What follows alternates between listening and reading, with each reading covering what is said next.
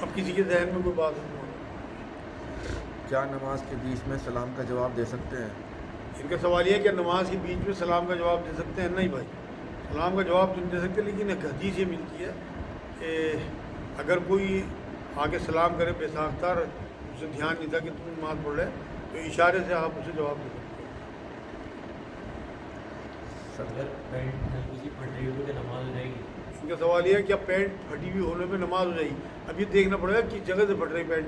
اگر آپ کے صدر کے نیچے حصے سے پھٹ رہی یہ تو کوئی حرج نہیں، لیکن اگر آپ کا صدر نظر آ رہا کلو میں سے آپ کی پینٹ پھٹ گئی، جیسے اکثر ادھر جاتی ہے، پھر نماز نہیں ہوگی بھائی. صدر ہی آپ کو کھلا ہوگا تو نماز نہیں ہوگی. اور گھٹنے کے اوپر سے ہلکی سی پھٹے ہو کوئی حرج نہیں ہے، ہلکی پھلکی اگر گھٹنے سے پھٹی ہوئی ہے. لیکن جو آج کل فیشن کی پینٹیں چل رہی ہیں یہ بہت زیادہ پھٹی ہوئی ہوتی ہیں، ان میں نیچے کپڑا لگانا چاہیے.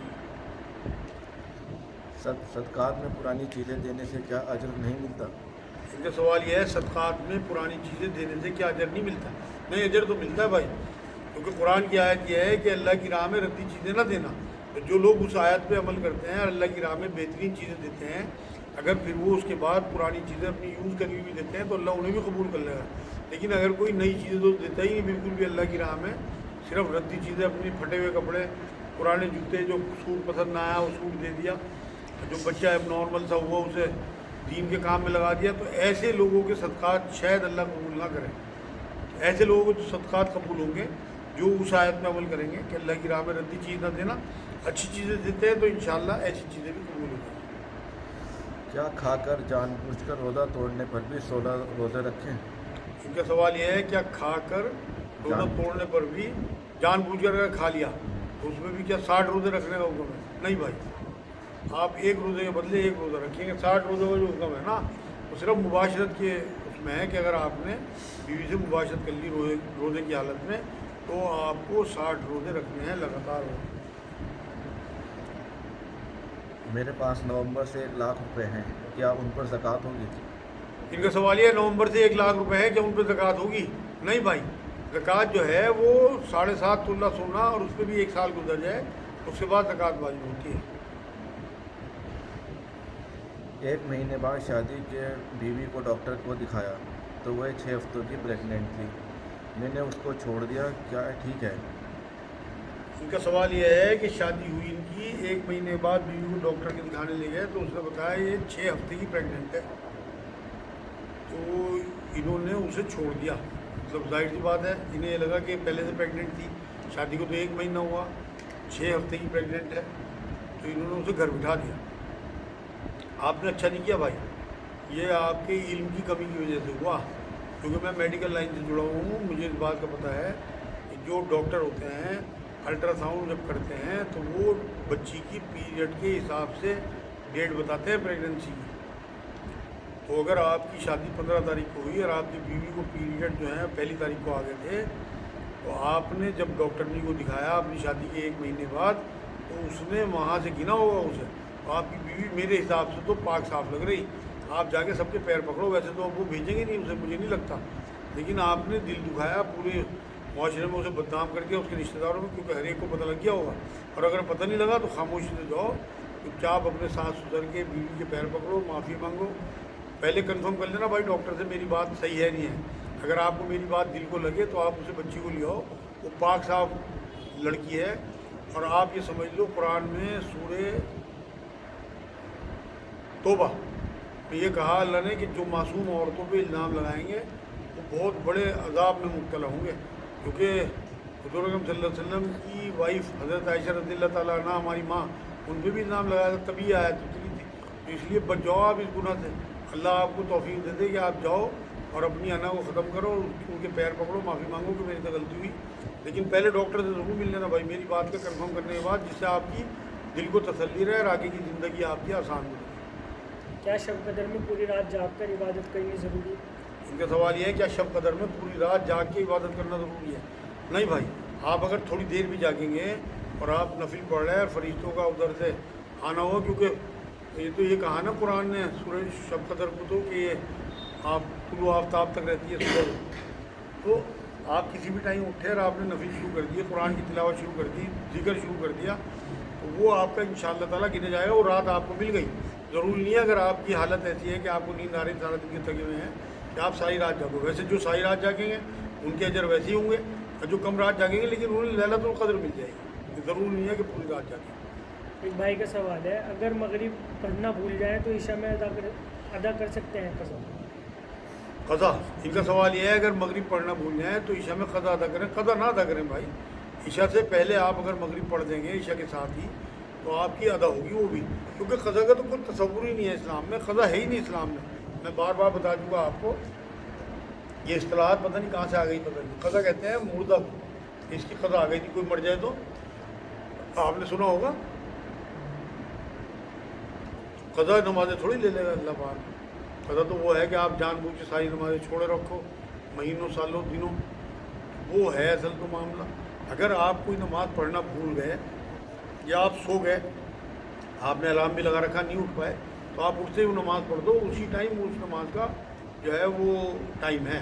اس لیے قضا ہے ہی نہیں اسلام میں. اگر قضا نماز ہوتی تو عورتوں کی حیض کی نمازیں معاف نہ ہوتی، بعد میں پڑھنی ہوتی جیسے روزے رکھنے کا اوپر. اس لیے جب آپ مغرب پڑھنا بھول گئے تو آپ عشاء سے پہلے اسے ادا کرو جب آپ کی یاد آ گئی. اور اگر عشاء کے بعد یاد آئی تو تبھی ادا کر دو، کیونکہ یہ پکی بات ہے بالکل. جس ٹائم آپ کو یاد آئی اسی ٹائم اسی نماز کا وقت ہے. چاہے آپ نے عشاء کے بعد یاد آنے پہ اسے پڑھ دیا، آپ کی ادا ہوئی. فجر میں بھی یہی حساب ہے، اگر کبھی اٹھے نہ کوئی بندہ سب میں اٹھے نہ جان بوجھے اگر نہ اٹھا پھر تو پھنس گیا اللہ کے آگے. لیکن اگر اس نے پوری کوشش کی، 3 الارم بھی لگائے، اپنی امی سے بھی کہا، مجھے بھی کہا مجھے اٹھا دینا، پھر بھی نہیں اٹھ پایا، تو پھر واقعی یہی بات ہے جو آپ کہہ رہے ہیں کہ اٹھتے ہی نماز پڑھ لیں. لیکن یہ نہ ہو کہ میں 10 بجے پڑھ لوں گا، ظہر کے ساتھ پڑھ لوں گا. جہاں آپ نے ٹالا وہیں آپ پھنسے. عشاء کی نماز کس ٹائم تک کے پڑھ سکتے ہیں؟ ان کا سوال ہے عشاء کی نماز کس ٹائم تک پڑھ سکتے ہیں. بھائی فجر کی ٹائم ہونے سے پہلے پہلے آپ عشاء پڑھ سکتے ہیں. ہر نماز کا ٹائم دوسری نماز سے پہلے پہلے ہے. تھوڑی احتیاط کریں. 12 بجے پڑھ سکتے ہیں. ہاں کہنے تو لوگوں کو کوئی ثابت نہیں کر سکتے اس بات کو. کوشش کریں 12 سے پہلے پہلے آپ پڑھ لیں. لیکن اگر کبھی کوئی مجبوری ہو تو 12 کے بعد بھی پڑھ لیں. آپ سو گئے، کوئی کام تھا، تھکے ہوئے ہیں، بیمار ہیں اور آپ کی آنکھ 3 بجے کھلی، آپ بالکل 3 بجے اٹھ کے نماز پڑھ دو. آپ کی نماز ہو گئی اور ادا ہوئی، قضا نہیں ہوئی. یہ کہتے ہیں مغرب کی نماز آدھے گھنٹے کے اندر پڑھنی چاہیے. آدھے گھنٹے کے بعد پڑھو گے تو قضا ہو جائے گی. ان کا سوال یہ ہے کہ مغرب کی نماز کہتے ہیں آدھے گھنٹے میں پڑھ لینی چاہیے، آدھے گھنٹے کے بعد قضا ہو جائے گی. قضا نہیں ہوتی میرے بھائی. عشاء سے پہلے پہلے اس کا نماز کا ٹائم ہے. لیکن عشاء کا ٹائم شروع ہوتے ہی واقعی آپ کی نماز جو ہے وہ گئی. لیکن پھر بھی آپ ملا کے پڑھ سکتے ہو. نبی نے بنا کسی عذر کے مدینے میں ملا کے نمازیں پڑھی ہیں، ظہر اور عصر، مغرب اور عشاء. لیکن آپ ظہر اور مغرب نہیں پڑھ سکتے، عصر اور مغرب نہیں پڑھ سکتے اور عصر اور عشاء نہیں پڑھ سکتے. پڑھو گے اسی طرح جس طرح نبی کی سنت ہے. تو ظہر اور عصر ملا کے پڑھ سکتے ہو کبھی کوئی مجبوری ہو جائے. لیکن یہ ایک ہی نظیر ہے، اسے نظیر نہیں بنا لینا. ایک ہی واقعہ ہے. یہ نہ ہو کہ آپ روز یہی کام کر دیں. ہاں کسی کی مجبوری ہو روز بھی کر سکتا ہے. مان لو کوئی ڈاکٹر ہے، روز سے آپریشن کرنے ہوتے ہیں، اسے ٹائم ہی نہیں ملتا تو وہ ملا کے پڑھ دے نمازیں. سفر میں اجازت ہے، حضور نے پڑھی. کوئی بیمار ہے اس سے وضو نہیں ہوتا، ایک ہی وضو سے انہوں نے 2 پڑھی، پھر ایک وضو کرا بعد میں رات میں پھر کر دی. تو جو مجبور ہیں لوگ، جو اسکول کالج جانے والے بچے ہیں، وہ ظہر اور عصر ملا کے پڑھتے آتے ہیں عصر کے ٹائم. یہ سب نپ جائے گا. اللہ قرآن میں کہتا ہے میں تمہارے لیے آسان یہ چاہتا ہوں، مشکل ہی نہیں چاہتا. مشکل ہم نے بنا دیا، ہمارے بڑوں نے بنا کے پیش کر دیا مشکل. دین بہت آسان ہے، اتنا آسان ہے اس پہ عمل کرنا. میں تو آپ کے سامنے ہوں الحمدللہ. میری کوئی نماز کہیں نہیں جاتی کبھی بھی، چاہے کتنا ہی سفر ہو، بیماری ہو، کچھ ہو، آج تک تو گئی نہیں. کیونکہ دین سمجھ آنا چاہیے، اور دین سمجھنے کا بہترین طریقہ خود پڑھنا ہے میرے بھائی. ظہر کے ٹائم میں سے بھی پڑھ سکتے ہیں پھر؟ ظہر کے ٹائم اثر بھی پڑھ سکتے ہیں. دونوں ٹائم ایک کر دیے نبی نے. ظہر سے اثر تک کا ٹائم ایک کر دیا، چاہے ظہر میں اثر پڑھ دو اور چاہے اثر میں ظہر پڑھ دو ملا کے. اس طرح مغرب اور عشاء ایک کر دیا، چاہے مغرب کے ساتھ ہی عشاء پڑھ دو، چاہے عشاء میں مغرب. جیسے شیعہ حضرات صحیح پڑھتے ہیں تو یہ سنت کا نہیں لگتا ہے. ان کا سوال یہ شیعہ حضرات اس طرح پڑھتے ہیں، کیا وہ سنت میں ہیں؟ بھائی وہ مستقل پڑھتے ہیں، سنت میں نہیں ہے. سنت میں وہ ہیں جن کی کوئی مجبوری ہو، کبھی انہوں نے پڑھنا ہو تو وہ، میں نے وہی تو بتایا، اسے نظیر نہیں بنانا کہ آپ اسے فالو ہی کرنے لگے روز کی روز. قرآن کی آیت کے آپ خلاف جائیں گے. قرآن میں سورہ نساء آیت 103، اے مومنو تمہارے اوپر مقررہ وقتوں پہ نماز فرض ہے. اس کے بعد اللہ کے رسول صلی اللہ علیہ وسلم نے یہ رخصت دی کہ سفر میں ہو، بیماری میں ہو، یا اس طرح کی تم ہنگامی حالات ہو تو ملا کے پڑھ دو. یہ تھوڑی ہے کہ آپ ہر نماز کو ملا کے پڑھ دو گے. وہ تو قرآن کی اس آیت کا آپ خلاف ورزی کرو گے. جیسے مغرب سے پہلے اگر اثر پڑھیں، جیسے کہتے ہیں مغرب سے پہلے نماز نہیں پڑھتے تو اس ٹائم بھی اثر پڑھ سکتے ہیں. ان کا سوال یہ مغرب سے پہلے اثر پڑھ سکتے ہیں. اگر مغرب کا ٹائم ہو گیا پھر تو آپ نے ٹائم نکال دیا اثر کا، پھر تو آپ گناہ گار ہو گئے. اثر کو آپ ظہر کے ساتھ تو پڑھ سکتے ہو، لیکن مغرب کے ساتھ نہیں پڑھ سکتے. یہی تو میں نے آپ کو بتایا, جو دو دو نمازیں نبی نے جس طرح بتائی نا ملانے کی, اسی طرح ملا سکتے ہیں. اپنی مرضی دین میں نہیں چلتی. ایک بھائی کا سوال ہے کہ آپ اہل حدیث ہیں. ان کا سوال یہ ہے کہ آپ اہل حدیث ہیں. بھائی جو لوگ مجھے جانتے ہیں سالوں سے, انہیں پتہ ہے کہ میں کسی مسلک سے نہیں جڑا اور نہ کسی مسلک کو مانتا ہوں. جہاں سے مجھے جو چیز اچھی ملتی ہے اسے لے لیتا ہوں. ہاں اہل حدیث مجھے زیادہ پسند ہے اور مسلکوں کے مقابلے, کیونکہ وہ علمی لوگ ہیں, قرآن و حدیث کی بات کرتے ہیں. جو صحیح اہل حدیث ہے, جاہل اہل حدیث نہیں, جو صحیح اہل حدیث ہیں انہیں یہ اندازہ ہے کہ ہم کیا کر رہے ہیں کیا نہیں کر رہے ہیں. تو میں ان لوگوں کے قریب زیادہ اسی لیے ہوں کہ وہ قرآن کی اور حدیث کی بات زیادہ کرتے ہیں. باقی تو میں جہاں سے جو چیز ملتی ہے میں شیعوں سے بھی چیزیں لے لیتا ہوں, الحمدللہ بریلیوں سے بھی لیتا ہوں, دیوبندیوں سے بھی, سب میرے اپنے ہیں. میں بالکل تفرقہ پھیلانے کے بالکل کوئی ایسے کام نہیں کرتا, بلکہ میں جوڑنے کے کام کرتا ہوں. میں تو سب کو مانتا ہوں اپنا. میں امام مالک کی طرح ہاتھ چھوڑ کے بھی نماز پڑھتا ہوں, رفع دین بھی کرتا ہوں امام شافعی کی طرح سے, اہل حدیث کی طریقے سے. اور طلاق کا معاملہ میں اہل حدیث کا زیادہ بہتر مانتا ہوں. تو میرا تو معاملہ آپ نے سن رکھا ہوگا, اور میری تو ہزاروں ویڈیو پڑی ہوئی ہیں نیٹ پہ, کوئی بھی سن لے انہیں, میرا اندازہ اپنے آپ ہو جائے گا کہ میں کس مسلک سے جڑا ہوں. میں کسی مسلک سے نہیں جڑا ہوا. سب امام میرے محترم ہیں, سب سے میں سیکھتا ہوں الحمدللہ. اور ہر مسلک کے جو عالم ہیں ان سے میرا رابطہ رہتا ہے, اور سب سے میں سیکھتا رہتا ہوں. کیونکہ میں نے نہ مدرسے سے پڑھا, نہ میرے پاس کوئی ڈگری. میں تو انہی لوگوں سے سیکھ کے آپ تک بات پہنچاتا ہوں, کیونکہ حضور کا حکم ہے ایک آیت بھی پہنچے تو آگے بڑھا دو. تو مغرب کا ٹائم ہونے میں جیسے 2 منٹ رہ گئے, ہمیں سر کی نماز پڑھتے ہیں, ہمیں معلوم ہے مکمل نہیں کر پائیں گے, تو اس ٹائم پہ ہی پڑھے. ان کا سوال یہ ہے مغرب کا ٹائم ہونے میں 2 منٹ ہیں اور عصر کا ہم نے ابھی نماز نہیں پڑھی, تو کیا اس ٹائم میں پڑھیں؟ بالکل پڑھ دو بھائی, اللہ لے لے گا انشاءاللہ. اگر 2 منٹ بھی ہیں تو آپ نماز پڑھ دو. 2 منٹ میں 3-4 رکعت ہو جاتی ہیں آرام سے, اگر آپ تیز بھی پڑھو. لیکن آپ کو ٹائم سے پڑھنی چاہیے نماز. اگر کوئی مجبوری ہو تب کی بات ہے. اثر اور مغرب کے بیچ میں نمازیں پڑھ سکتے ہیں.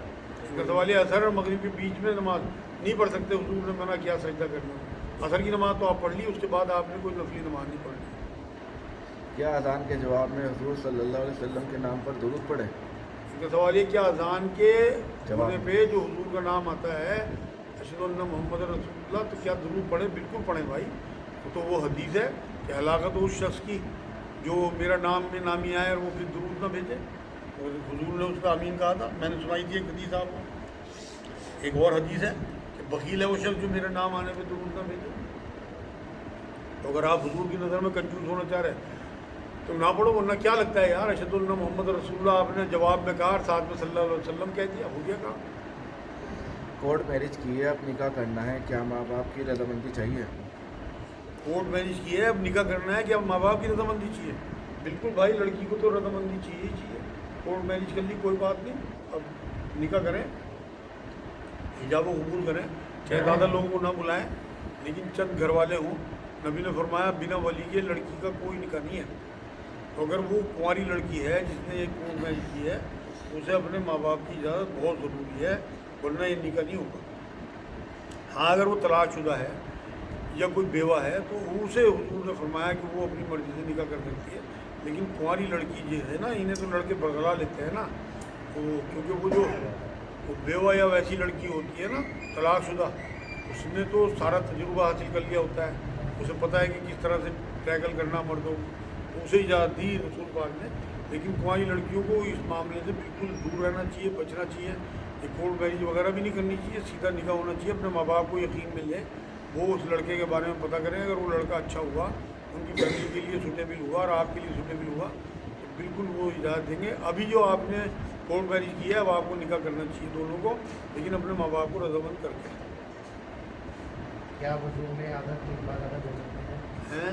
3 بار زیادہ دھونا آدھا. ان کا سوال یہ ہے وضو میں کیا 3 بار سے زیادہ آدھا دھو سکتے ہیں؟ نہیں بھائی, نہیں دھو سکتے.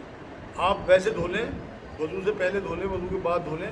لیکن وضو کے ٹائم پہ نبی اکرم صلی اللہ علیہ وسلم کے سامنے جب ایک صحابی نے بات پوچھی تو 1 بار بھی ثابت ہے حضور سے, 2 بار بھی دھونا ثابت ہے, اور 3 بار بھی. حضور نے 3 ہی بار دھو کے انہیں دکھایا جو میکسیمم ہے. اگر کوئی چوتھی بار دھوتا ہے تو وہ شیطان کے چنگل میں پہنچ گیا. اگر کوئی 10 دفعہ چھپکے مارتا ہے چہرے پہ اپنی تازگی لانے کے لیے وضو کے بیچ میں, تو وہ گناہ گار ہو گیا. پہلے دھو لے منہ یا بعد میں دھو لے, لیکن وضو جو کر رہا ہے وہ سنت طریقہ وہی ہوگا जो नबी ने बताया, 1 बार या 2 बार या 3 बार, इससे ज़्यादा नहीं, तभी आपकी इबादत बनेगा वज़ू, वरना आपका वज़ू इबादत नहीं बनेगा। बहुत से लोगों के तो बाल में पानी नहीं पहुँचता है, दाढ़ी के बाल में पानी नहीं पहुँचता, वो 4-5 बार करते ही हैं। इनका सवाल यह है कि बहुत से लोगों के बालों में पानी नहीं पहुंचता, थोड़े बहुत बाल रहे तो कोई हरज नहीं है, खिलाल करने का हुजूर ने हुक्म दिया, आप खिलाल कर लें। जितने बाल गीले होने होंगे, अगर घनी दाढ़ी है तो जितनी कोशिश हो सके उतनी करें गीली करने की, सारी दाढ़ी गीले करने की वो नहीं है। ये तो लोगों ने बहुत ज़्यादा शिद्दत इख्तियार कर ली। वही तो मैं कह रहा, दीन को आसान करने के लिए आए थे हुजूर अकरम सल्लल्लाहु अलैहि वसल्लम, हमने मुश्किल पे मुश्किल बना रखा है इसे। आपने 3 छक्के मारे जहाँ तक आपका पानी गया दाढ़ी में ठीक, और आपने खिलाल कर लिया, बस हो गया आपको। क्या असर से पहले भी सुन्नतें पढ़नी है? हैं इनका वो है कि जिनके सर के बाल बड़े होते हैं उन्हें ही मसही करना, हाथ फेरना सर पे तो मसही करना है, चेहरा तो धोने का हुक्म है। तो चेहरे के तो दाढ़ी के बाल जितने ज़्यादा गीले हों अच्छा है, लेकिन बाल तो सारे गीले करने का हुक्म नहीं है। क्या असर से पहले भी सुन्नतें पढ़नी है? इनका सवाल ये, क्या असर से पहले भी सुन्नत पढ़नी है तो भाई 4 सुन्नतें नबी अकरम सल्लल्लाहु अलैहि वसल्लम ने जन्नत की बिशारत दी है। ऐसे लोग जो फजर से पहले 4 सुन्नतें पढ़ेंगे, लेकिन वो सुन्नत है, सुन्नत मौक़दा नहीं है। अगर कोई पढ़ता है बहुत सवाब है, नहीं पढ़ता कोई गुनाह नहीं, लेकिन पढ़नी चाहिए। एक हदीस मिलती है इस तरह की, असर से पहले 4 सुन्नतें। जब वज़ू पढ़ने के बाद ऐसा महसूस होता है जैसे कोनी जो रह गई है सूखी, तो पानी से ऐसे कर सकते हैं? इनका सवाल है, वज़ू करने के बाद कोनी सूखी रह गई, क्या पानी से ऐसे कर सकते हैं? आपको मेरे हिसाब से तो वहीं से दोबारा वज़ू करते हैं कोनी से ही, और कोनी धोने के बाद उसके बाद फिर मसा कर लें, फिर पैर धो लें। नमाज में खड़े हो गए, नमाज में खड़े हो गए तो बात अलग है, लेकिन वज़ू जो है बहुत अहम तरीन चीज़ है। नमाज की असल जो है ना रूह है वज़ू, बिना वज़ू के नमाज नहीं होती। इसलिए वज़ू बहुत मोहतात रह के करना चाहिए। इसमें टखनों का, कोनियों का ख़ास ख्याल इसलिए कि वहाँ तक आदमी जो है ना लापरवाही से हाथ फेर लेता है वो, इसलिए बाद में अगर एहसास होता है तो आपकी ना नमाज होगी ना वज़ू होगा। इसलिए अगर सूखा रह गया ना कोई इलाका आपका जहाँ जो वज़ू के आज़ा है, तो आपको नमाज तोड़ के दोबारा से वज़ू करके नमाज पढ़नी चाहिए। अगर आपको लग गया कि ये सूखा रह गया। सफ़र में बस खराब होने पर रोज़ा तोड़ सकते हैं? सफ़र में बस खराब होने पर रोज़ा तोड़ सकते हैं? इनका सवाल है, सफ़र में बस ख़राब हो गई, देर हो गई मान लो, तो फिर क्या रोज़ा तोड़ सकते हैं? बिल्कुल तोड़ देना चाहिए भाई। नबी अकरम सल्लल्लाहु अलैहि वसल्लम ने एक बार सफ़र में, बल्कि असर का टाइम हो गया था और आगे अंदाज़ा था कि अब जो है ना जिहाद होगा, लड़ाई होने वाली है, तो हुजूर ने ऊँटनी पे बैठ के लोटा मंगा के रोज़ा तोड़ा और हुक्म दिया साहबा को कि सब रोज़ा तोड़ दो। कुछ साहबा रह गए जो बहुत मुत्तकी परहेज़गार बन रहे थे, हुजूर ने कहा जो रोज़ा नहीं तोड़ेगा मेरा नाफरमान है, उनके भी रोज़े तोड़वाए। इसलिए कोई बीमार हो जाए, मेरे ख्याल ये मैं बयान कर चुका कि या कोई चोट लग जाए किसी के, या किसी के सफ़र में कोई ऐसा मामला आ जाए जैसे आप कह रहे हैं कार ख़राब हो गया, एक्सीडेंट हो गया, अब आप वहाँ रेगिस्तान में पड़े, सड़क में पड़े, वहाँ खाने पीने को कुछ नहीं है, आपकी गला सूख रहा, धूप पड़ रही, तो आप बिल्कुल रोज़ा तोड़ दो सफ़र में। वहाँ तो हुजूर ने तो ये तक फरमाया कि सफ़र में रोज़ा रखना कोई नेकी नहीं, इजाज़त तो है सफ़र में रोज़ा रखने की, लेकिन अगर आप छोड़ दोगे तो आपको क्यों पकड़नी होगी, आप बाद में उसे पूरा कर लो, रुख्सत है हुजूर की तरफ से। शोहर बीवी को एक दूसरे से शिकायत ये है कि खराटे लेते हैं। शोहर बीवी को कहता है कि तुम खराटे लेते हो, बीवी शोहर को कहते हैं कि तुम खराटे लेते हो, तो उन दोनों का ही इलाज होगा। जिसका मौका पहले लग जाए वो तकिए से उसका गला घोड़े।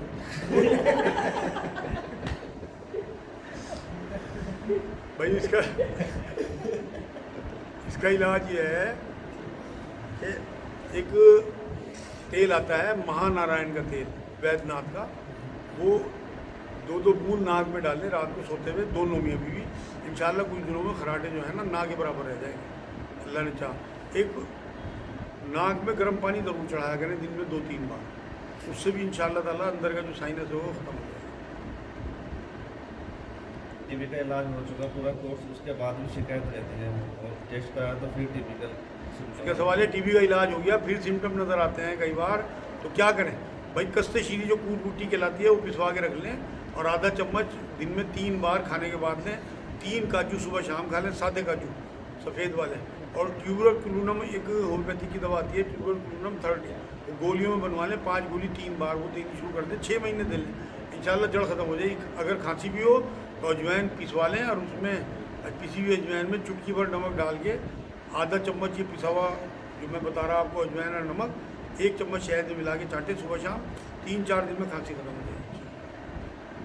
एक भाई का सवाल है, अगर इमाम साहब रफ़ा दैन करे तो क्या मुक्तदी पर रफ़ करना सही है? इनका सवाल ये है इमाम साहब अगर रफ़दैन करें तो मुक्तदी को भी करना सही होगा? नहीं भाई, ज़रूरी नहीं है। असल में तकलीद नहीं है इमाम साहब की, पैर भी है रुकुन में। आप उनसे पहले सजदे में नहीं जा सकते, आप उनसे पहले रुकू में नहीं जा सकते, उनसे पहले रुकू से नहीं उठ सकते, लेकिन बाकी जो मामलात हैं वो आपके अपने हैं। अब कोई भी इमाम मेरे ख्याल में यहाँ अहले हदीस के अलावा रफ़दैन नहीं करते। मैं जिन जिन मस्जिदों में नमाज़ पढ़ता हूँ मैं छोड़ता नहीं। तो अगर ये ज़रूरी हो कि उनकी तकलीफ ज़रूरी होगी तो फिर मुझे रफ़दैन नहीं करना चाहिए। कोई वो नहीं है। आप ये बहुत बड़ी मिसाल में दूँ उस खाना काबा की, वहाँ जितने भी इधर के लोग जाते हैं हनफी हज़रात, इमाम साहब जो हैं वहाँ खाना काबा के, मस्जिदुल हराम के भी और हरम मदीना शरीफ के भी वो रफ़दैन करते हैं दोनों। ये नहीं करते। अगर तकलीफ ज़रूरी होती तो इन्हें भी करना पड़ता। इसलिए तकलीफ ज़रूरी नहीं है, पैर भी ज़रूरी है। अच्छा, सजदे में जाते हुए पहले हाथ रखें या आगे रखें? इनका सवाल ये सजदे में जाते हुए पहले हाथ रखें, पैर सुन्नत तो हाथ रखना है, उसके बाद फिर घुटने, उसके बाद फिर ना कर वो अहले हदीस तो यही करते हैं। हमारे पास है यहाँ एक भाई हमारे,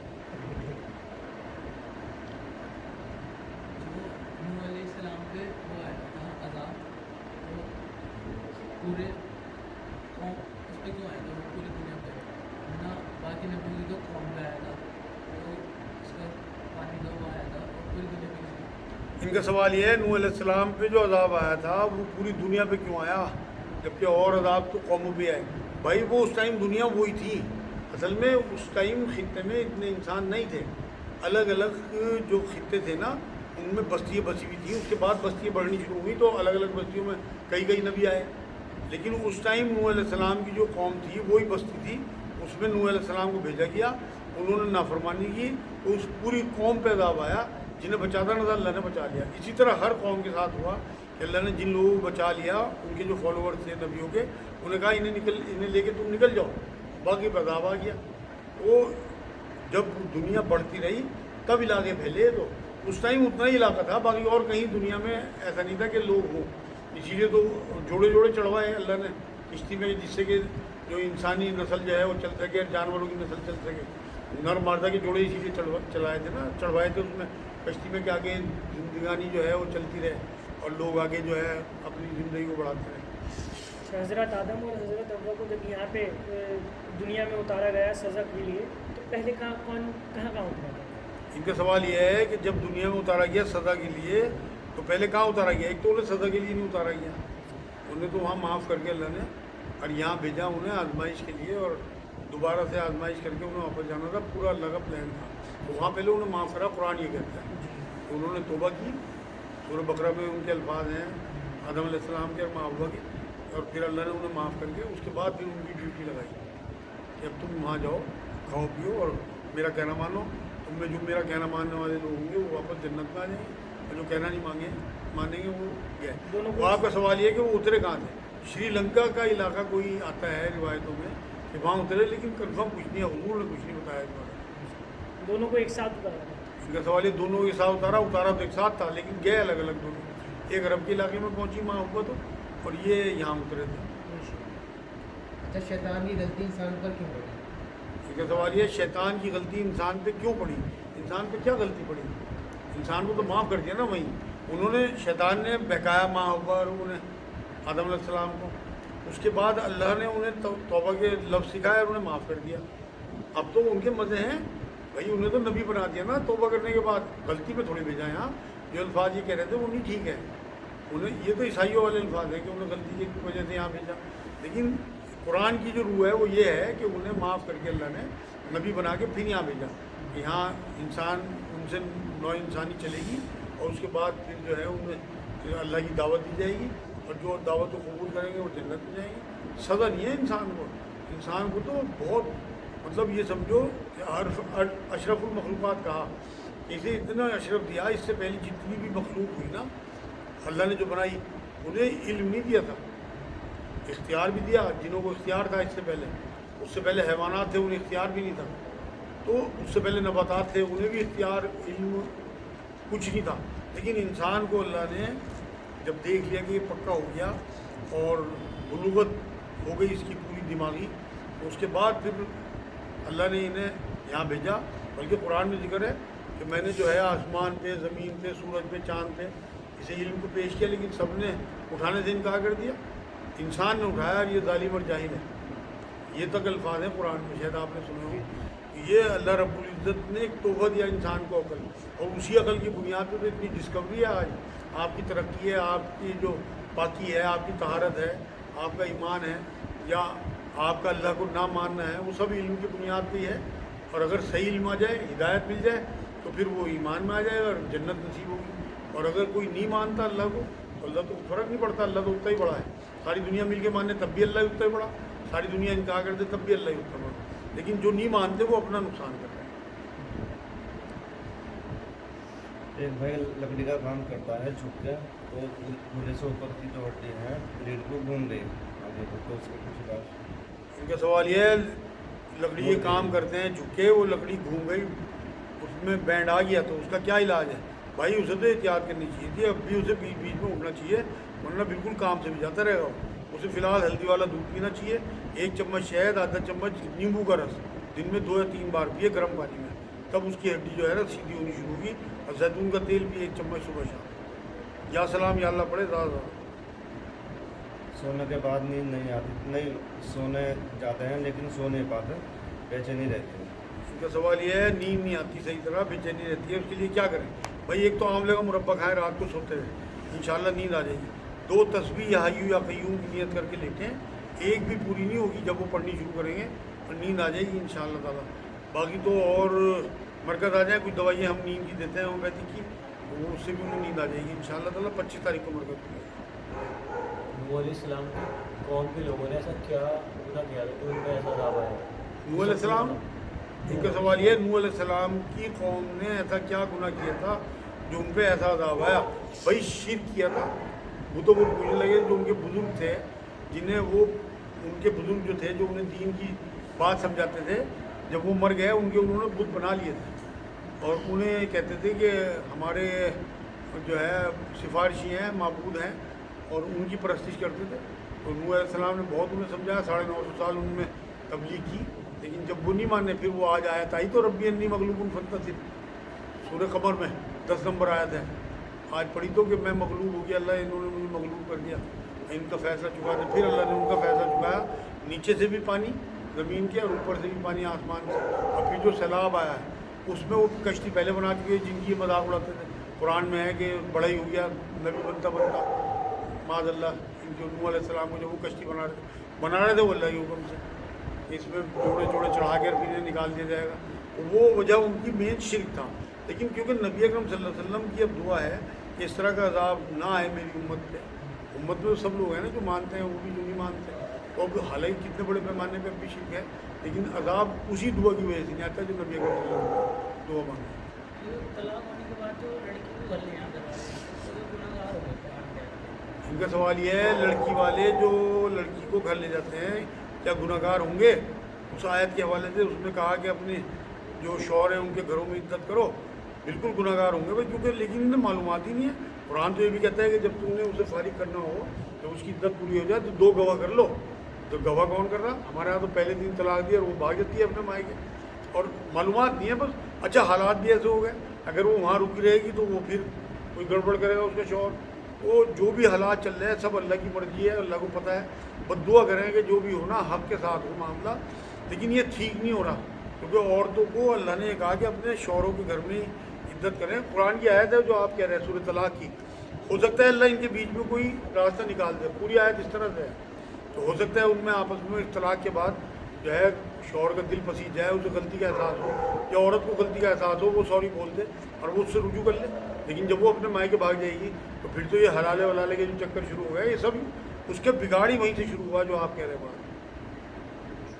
مطلب اگر عدت میں بیٹھی ہوئی ہو اور منا لے شوہر تو منا لیں گے، رجوع کرنا پڑے گا شریعت کے حساب سے۔ ان کا سوال یہ ہے کہ اگر عدت میں بیٹھی ہو شوہر منا لے، منانے کا مسئلہ نہیں ہے، اکیلے میں جا کے منا لے نہیں چلے گا، 2 گواہ ساتھ ہوں اور جا کے کہے کہ میں اپنی بیوی سے رجوع کرتا ہوں، اور رات میں اس کے ساتھ جو ہے وہ ہم بستری کرے، تب وہ رجوع پورا ہوتا ہے، یہ شریعت ہے پوری۔ ہو گیا جی، بس آج باقی کل کریں گے انشاءاللہ۔ طلاق کے بعد نکاح نہیں کرنا پڑے گا اگر इनका सवाल ये तलाक के बाद निकाह नहीं करना पड़ेगा, रुजू कर लें। रुजू है ही, अभी निकाह उसका ख़त्म नहीं हुआ था जब तक उसकी इद्दत पूरी ना हो। तो इद्दत के बीच में अगर कोई रुजू कर लेता है तो उसका निकाह बिल्कुल तो बाकी है, उस पर तलाक कहा कि ख़त्म हो गया, बाकी 2 तलाक क्या है उसके पास हो गया। अल्लाहुम्मा सल्ली अला सय्यदना मुहम्मद व अला आलि सय्यदना मुहम्मद व बारिक वसल्लम। सुभान रब्बिक रब्बिल इज्जति अम्मा यसिफून व सलामुन